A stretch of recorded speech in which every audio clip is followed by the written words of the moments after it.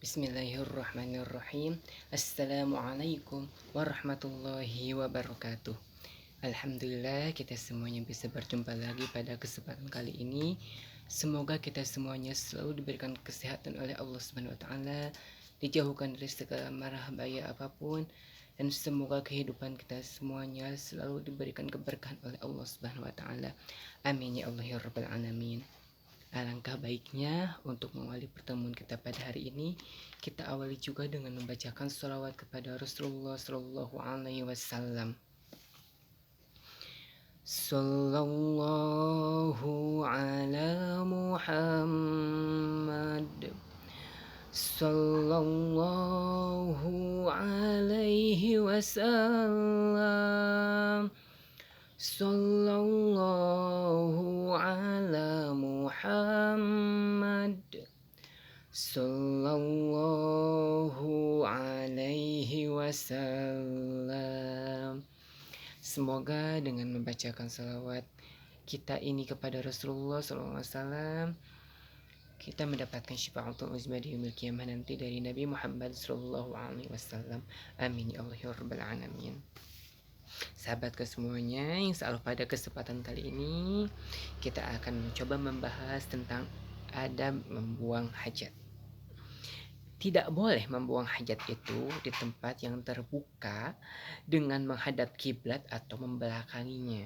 Jadi ketika kita akan membuang hajat, dalam artian ingin membuang air kecil atau membuang air besar di tempat yang terbuka, maka kita tidak boleh menghadap kiblat atau membelakangi kiblat. Dan tidak boleh membuang air kecil maupun air besar di air yang menggenang. Tidak boleh membuang air kecil atau air besar di air yang menggenang. Misalkan ada gomblangan air atau air yang menggenang, terus kita buang air kecil atau air besar di sana, nah itu tidak boleh. Terus di bawah pohon yang berbuah tidak boleh ya membuang hajat di sana. Kemudian di jalanannya dan tempat orang yang berteduh serta pada lubang tidak boleh membuang hajat di tempat-tempat yang disebutkan tadi. Tidak boleh berbicara ketika buang air kecil maupun air besar. Nah, adab-adaban ketika kita buang hajat itu tidak boleh berbicara. Kemudian tidak boleh pula menghadap matahari dan bulan serta membelakangi keduanya. Jadi membuang hajat pun ada adab-adabannya ya. Barusan sudah disebutkan adab-adabannya. Dan kita bersama-sama berusaha untuk memiliki adab-adaban ketika kita akan membuang hajat. Penjelasannya yang pertama, mengenai buang hajat itu, dilarang menghadap kiblat itu ketika kita di ruangan yang terbuka.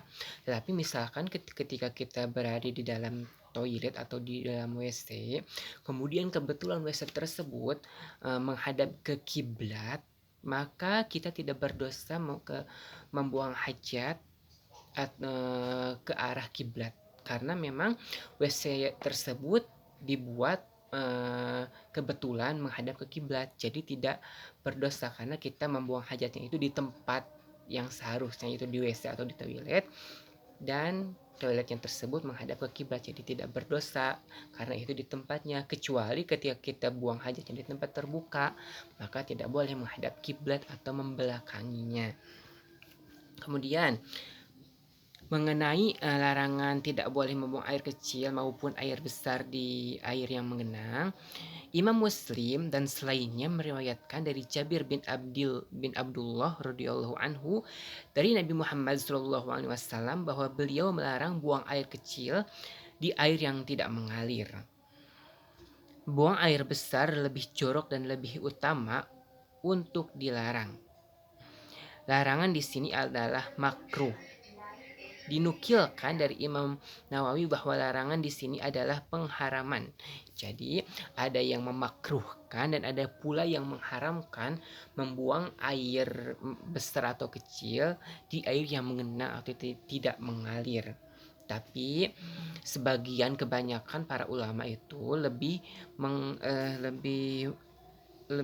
melarang itu buang air, lebih utama dilarang itu membuang air besar di air yang menggenang, itu lebih utama.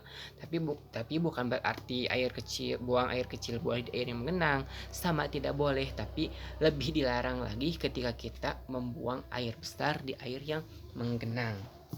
Kemudian yang selanjutnya, mengenai larangan membuang hajat di jalanan dan tempat orang berteduh, Imam Muslim dan selainnya meriwayatkan dari Abu Hurairah radhiyallahu anhu bahwa Nabi Muhammad SAW bersabda, "Takutlah dengan dua laknat."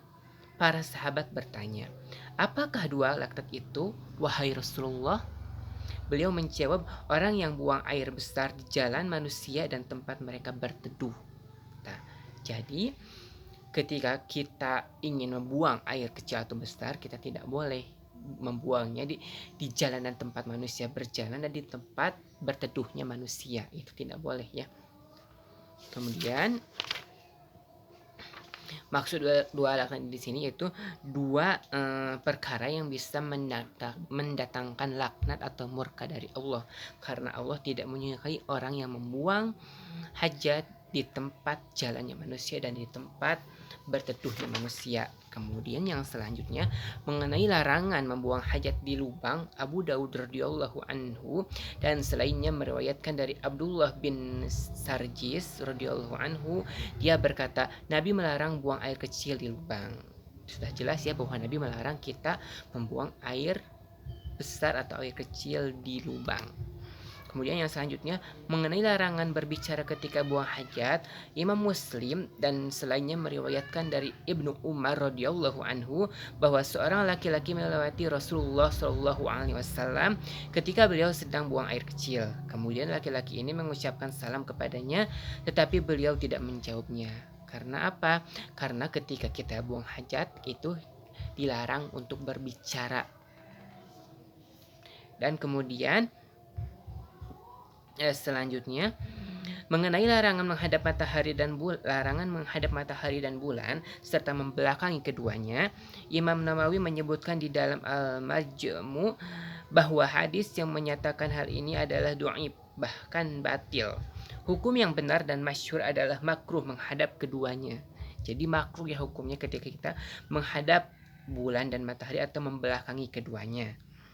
Kemudian disunatkan juga ketika kita membuang hajat itu disunatkan membaca doa dulu ketika kita ingin memasuki WC atau toiletnya. Ketika kita ingin membuang hajat di WC atau toilet, doanya yaitu Bismillahirrahmanirrahim.